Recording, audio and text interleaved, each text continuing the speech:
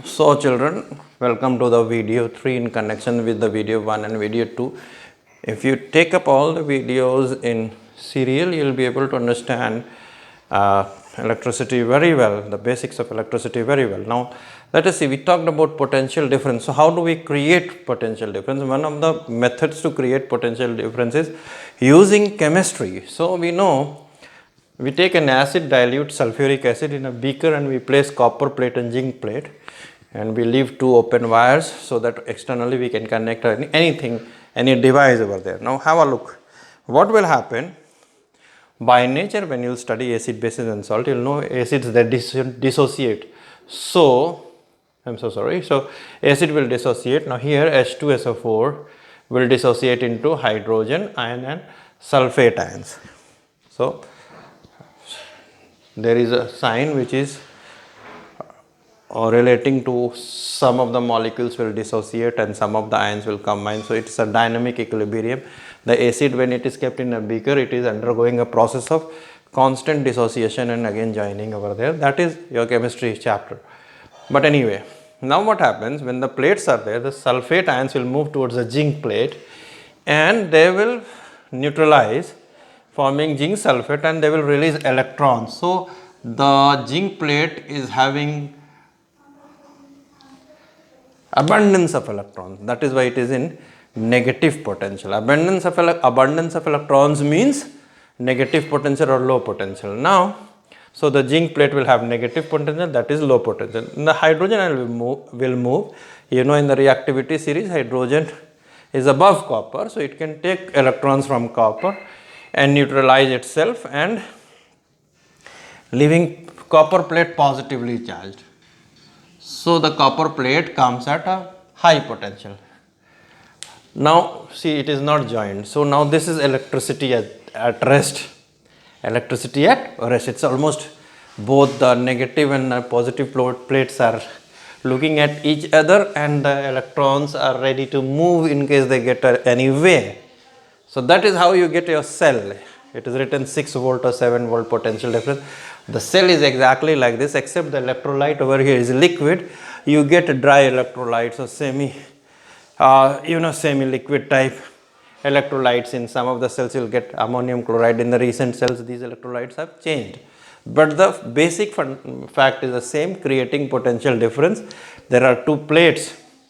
Now as soon as we join the plate, electrons will move from zinc plate to copper plate. When both plates are connected, electrons will flow from zinc plate to copper plate. So electronic current has a direction to flow from low potential to high potential. But conventionally we give the direction of the current from high potential to low potential. That through the process again you will be able to understand. So that means now the chapter has converted from electrostatics to electricity. What is electricity? It is a flow of charges. See, there are charges flowing. Sulfate ions is flowing inside. So in a liquid the ions flow, sometimes electrons, but ions flow, and hydrogen is flowing the other way around. So that is also current. Current can flow in liquid also. Flow of charges will constitute electric current. If somebody tells you to define what is electric current, here only you have understood electric current. Flow of charges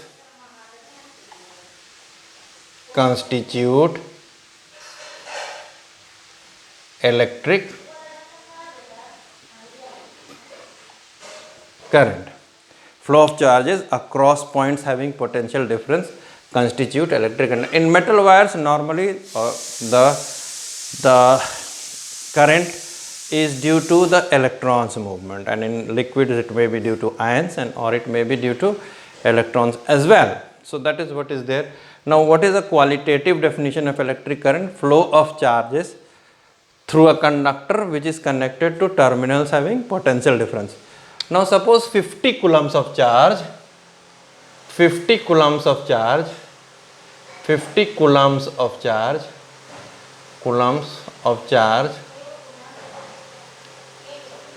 is moving in 5 seconds across the cross section of a conductor.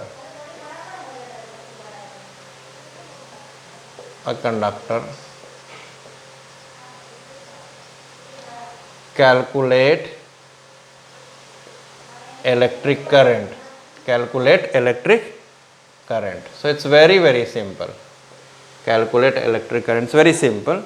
So current will be I is equal to Q by T. That means 50 by, this is in seconds, so 10 coulombs per second, and unit will be 10 ampere. Unit will be 10 ampere.